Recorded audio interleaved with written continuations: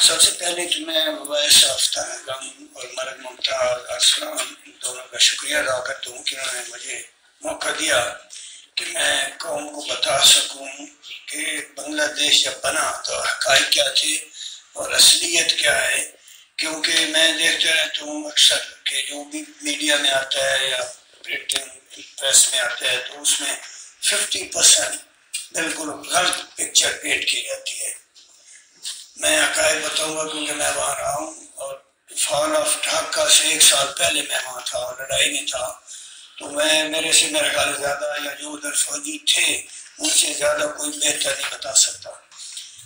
پہلی بات تو یہ ہے کہ یہ ایکچولی سیاسی فیلر تھی، پولیٹیکل فیلر تھی،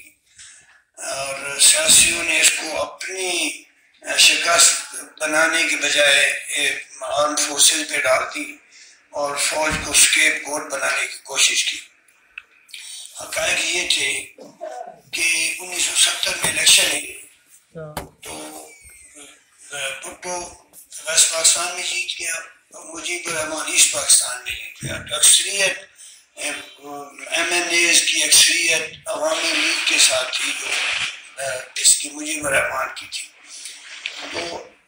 جمہوری لحاظ سے دیکھا جاتا تو مجیب الرحمان کا حق تھا کہ وہ وزیر اعظم بنتا،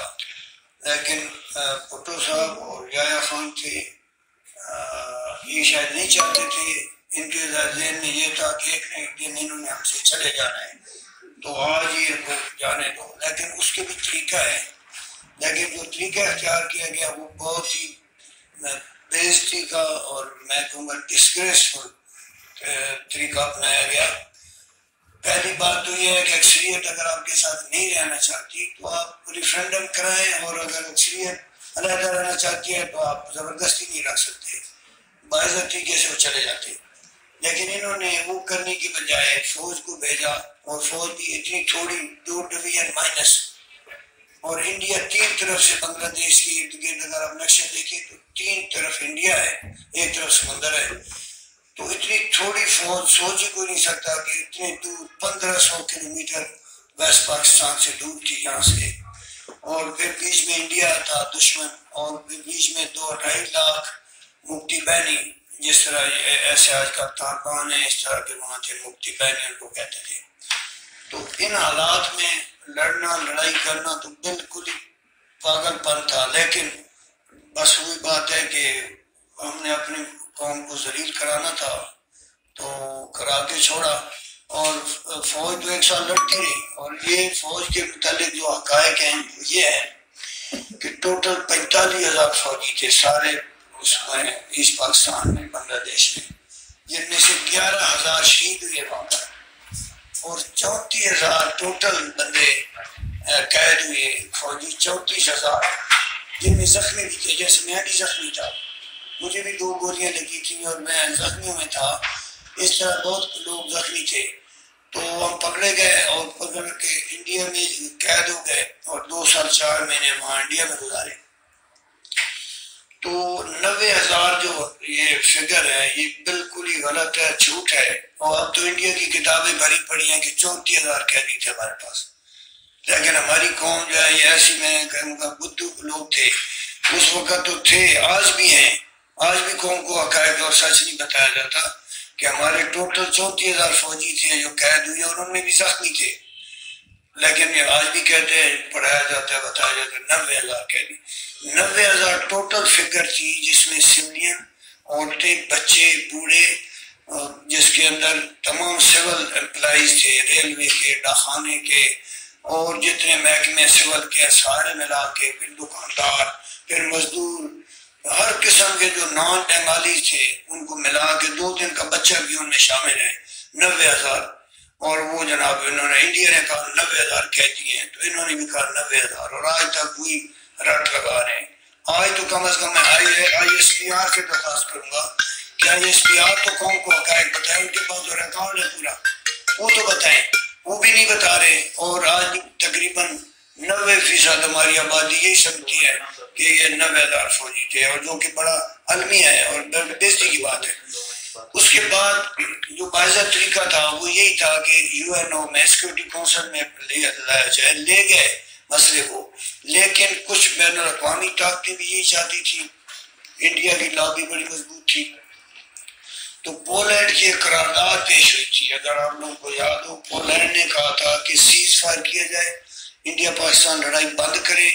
اور ریفرینڈم کرایا جائے، فوج واپس جائے، اگر اکثریت بنگلہ دیش کے حق میں آئے تو بنگلہ دیش بنے گا اور فوجیں واپس چلی جائیں گی۔ لیکن انہوں نے وہ طریقہ جو تھا، جو باعزت طریقہ تھا، وہ اختیار کرنے کے بجائے انہوں نے اپنی قوم کو ذلیل کرنے کا پروگرام بنایا۔ جب پولینڈ کی یہ قرارداد پیش ہوئی تو بھٹو صاحب نے وہ قرارداد پھاڑ دی اور ٹیبل کو لاتے ماری اور کہا کہ میرا my country is bleeding and you are passing bloody resolution, اور قوم ہماری بڑی کہ بھٹو صاحب نے یہ کہ بھٹو ہی تو قرارداد پھاڑ دی، باہر نکل گیا تھا کہ یہ قرارداد پاس ہی نہ ہو اور یہ ذلیل و خوار ہو کے ملک آدھر ٹوٹے۔ تو یہ جناب اس میں بھٹو کا یہ کردار تھا۔ باقی ٹھیک ہے، اس میں یحییٰ خان بھی میں کہوں گا ذمہ دار ہے، مجیب بھی ذمہ دار ہے، لیکن سب سے زیادہ اس میں بھٹو کا کردار تھا۔ اور پھر کیا ہوا کہ انڈیا کا پروپیگنڈا تھا، پورا سال وہ کرتے رہے کہ یہ فوجی جو ہے وہ عورتوں کو ریپ کر رہے ہیں، لوٹ رہے ہیں، فلاں کر رہے، جبکہ آپ سوچ نہیں سکتے کہ ہم بارڈر پر تھے اور ہر وقت ہم انڈیا کے ساتھ فائرنگ ہوتی تھی، پیچھے مفتی بینک پھولے اڑاتے تھے، بینک لوٹتے تھے، ہمیں تو اپنی پڑی ہوئی تھی، میرے 17 بندے شہید ہو چکے تھے لڑائی سے پہلے، ہر وقت فائرنگ، زخمی، شہید، تو ہم سوچ نہیں سکتے تھے جو ہم پروپیگنڈا سنتے ہیں اور آج بھی پڑھتے ہیں، فوجی یہ کر رہے ہوئے۔ ہاں ہر جگہ چھوٹے بڑے جرائم ہوتے ہیں، وہ ادھر بھی ہوتے ہیں، وہاں بھی ہوتے ہیں، پھر فوج تھی تو کوئی بندہ، میں یہ نہیں کہتا، لیکن جنرلی کوئی ایسی بات نہیں، 1% کے لیے سچ نہیں ہے جو انڈیا نے پروپیگنڈا کیا، اور ہماری قوم وہ مان کے بیٹھی ہے آج بھی۔ تو اس طریقے سے بڑی افسوس دکھ ہوتا ہے کہ ہماری تاریخ کو مسخ کیا گیا، حقائق قوم کو نہیں بتائے گئے، اور ملک کو ذلیل و خوار کر کے ملک کو توڑا گیا، اور اس میں ہمارا اپنا کردار زیادہ ہے۔ دشمنوں کا تو مخالفوں کا تو تھا ہی تھا، لیکن اپنا ہے، اور آج بھی میں کہوں گا کم از کم آنے والی نسلوں کو تو حقائق بتائے جائیں، ان کو تو بتایا جائے حقیقت کیا تھی۔ اور میں ہم 3 بھائی بہت تھے انڈیا میں اور بنگلہ دیش میں، لڑائی بھی تھے، پھر قید بھی ہو گئے، پھر تینوں بھائی قید تھے، وہ ہم سے پہلے کون جان سکتا ہے کہ بھائی حقائق کیا تھے۔ تو میں تو آپ کی وساطت سے میں مشکور ہوں آپ کا کہ آپ نے ہمیں موقع دیا، کم از کم جو سوشل میڈیا پہ پڑھے گا یا کوئی کم از کم اس کو تھوڑا تو پتہ چلے گا کہ یہ کیا ہمیں ہمارے ساتھ اس قوم کے ساتھ کیا المیہ ہوا ہے۔ اور میں کسی میڈیا پہ کسی چینل پہ ثابت کرنے کو تیار ہوں کہ جو یہ میں نے بات کی اس میں 1% بھی کوئی غلط بات نہیں ہے، جو انہوں نے بتایا 90% جھوٹ بتایا قوم کو۔ تو میں فوجی کی حیثیت سے مجھے بڑا دکھ ہوتا ہے